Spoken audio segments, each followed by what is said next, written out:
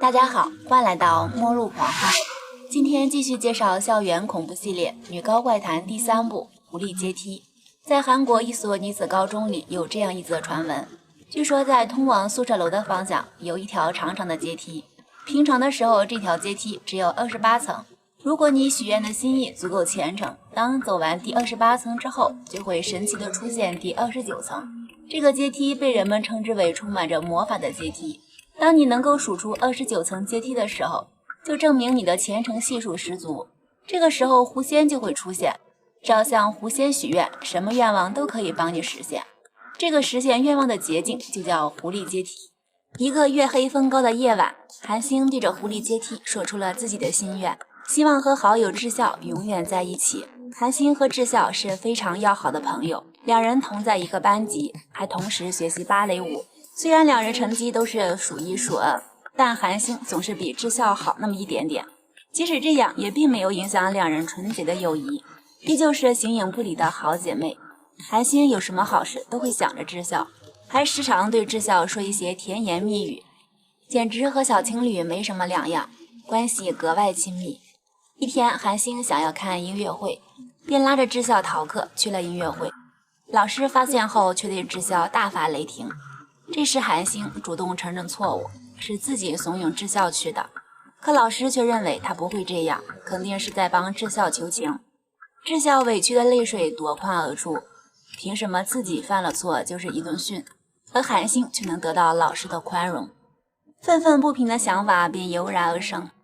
这天晚上，韩星从家里偷偷跑出来，跳窗户来到智孝的宿舍哄他开心，还帮智孝换了一个新发型，然后拍下了这幸福的时刻。没想到这竟是两人美好友谊的终点站。第二天，智孝刚来到教室，就听到老师和韩星的对话。学校只有一个去俄罗斯芭蕾舞学校的名额，而老师对韩星寄予了很高的期望，这个名额就是非他莫属。智孝听后心事重重地离开了，在楼道独自一人发呆。此时智孝的内心非常矛盾，为什么两个人的关系这么好，成绩都名列前茅，而韩星却可以得到老师的喜爱？韩星家庭条件优越，在家有母亲宠溺，在校人缘也好，还有老师庇护，自己却各方面都不如韩星。如果没有韩星，自己将是学校的佼佼者，那么去国外学习的唯一名额肯定就是自己。相比之下，两人关系越好，智孝就越自卑，慢慢的心灵开始扭曲，把他邪恶的一面完全暴露出来。而后智孝对韩星变得冷言冷语，为了争抢名额，智孝完全变成了另外一个人。一天，智孝来到雕像室，看到了传说中的狐狸阶梯的雕像。突然胖妹慧珠走了过来，慧珠因为身材臃肿，一直是同学嘲笑的对象，没有人愿意和她交朋友，只有韩星愿意接近她，帮助她，便把韩星当成自己崇拜的女神。而自己之所以瘦了很多，全是狐狸阶梯的功劳。只要相信并真心的对待它，29层阶梯就会真的出现，然后说出愿望，狐仙就会帮你实现愿望。智孝听的是将信将疑，但是看着慧珠的变化，他决定去试试，也不再顾念什么姐妹之情。一个夜深人静的晚上，智孝急匆匆地来到狐狸阶梯前，一层一层地向上走去，双眼紧闭，嘴里不停地数着阶梯数，慢慢地来到了28层。此时智孝可能在想，只要能获得比赛名额，即使放下一切都愿意。看来他的心意果然够虔诚。站在29层阶梯上，智孝脸上的笑容掩饰不住内心的喜悦，双手紧握放在胸前，对狐仙偷偷许下了自己的心愿。狐仙应该是听到了他的心声，化作一阵阴风回应了他。第二天，智孝看到韩星送给自己的新舞鞋，眼睛里充满了冷漠和无情。为了以防万一，他把碎玻璃放到了新鞋里，还给了韩星。本想在试演时韩星会穿上这双新舞鞋，没想到慧珠为表感谢，专门送给了韩星一双鞋子。韩星穿着慧珠送的鞋子，在舞台上轻快的舞蹈，宛如轻盈的小鸟。智孝看着韩星获胜，有一种嫉恶如仇的感觉。面对韩星的热情问候，竟面无表情的表示：“我讨厌你，离我远点。”而韩星却说：“你要走的话，就再也见不到我了。智孝根本不管不顾，铁石心肠的下了楼。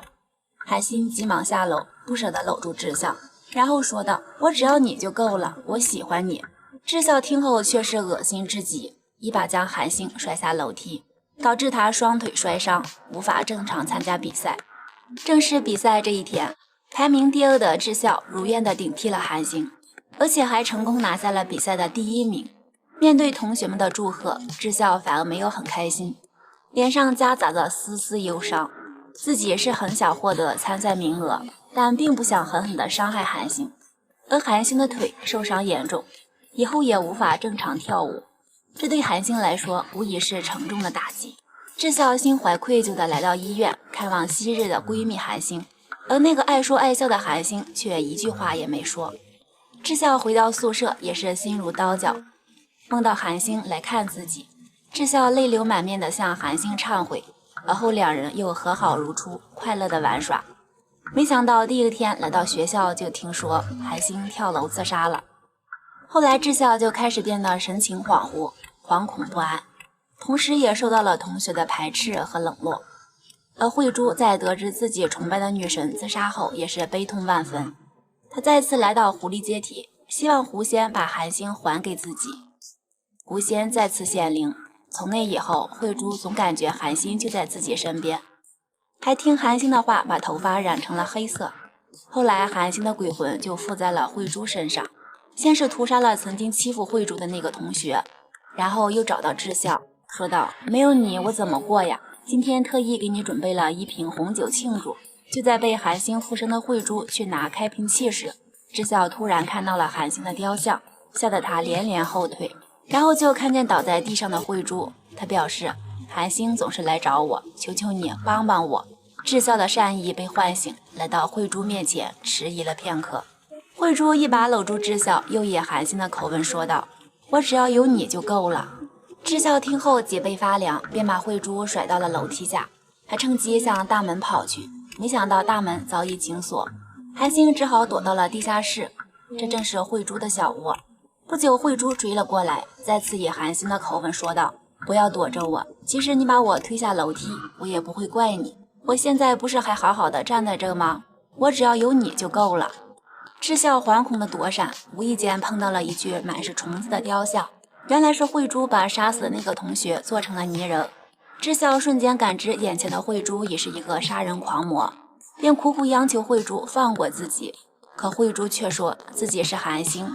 智孝再次狠心地把慧珠推倒在地，就在他想逃离此地时，却听到韩星的声音：“你走的话就再也见不到我了，你根本不知道我有多爱你，我爱你胜过爱自己。”看着智孝无情的远走，最后被韩星附身的慧珠将自己活活烧死，消失在火海里。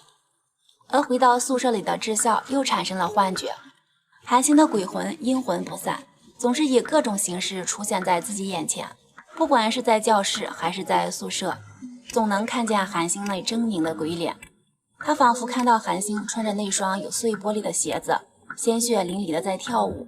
这么多天的担惊受怕，智孝认为这一切的恶果都是自己曾经的许愿，而后又来到狐狸阶梯，哭诉着说道：“让我回到过去吧，自己并不讨厌韩星，只是想赢一次，证明自己并不比韩星差。”此时韩星出现，搂住了智孝，然后说道：“我不怪你，除了你我什么都没有了，以后你也别让我再久等了，我想和你永远在一起。”说完就死死搂住智孝。慢慢的，智孝死了，瞪着那双无辜的大眼睛，眼睛里充满了惶恐与不安。或许死亡对他来说才是更好的解脱。而电影开始，韩星就曾许过愿，希望和智孝永远在一起。现在两人又在一起了，这可能就是命中注定的吧。如果生命可以重来一次的话，我想智孝肯定不会为了名利而抛弃朋友。虽然得到了自己想要的东西，但是却把后半辈子的快乐全部弄丢了，活在担惊受怕中，一辈子不得安宁。人性都有两面性，但是心存善意，学会感恩，才是亘古不变的真理。好了，今天就说到这里，喜欢的就点赞关注一下，感谢大家观看，我们下期再见。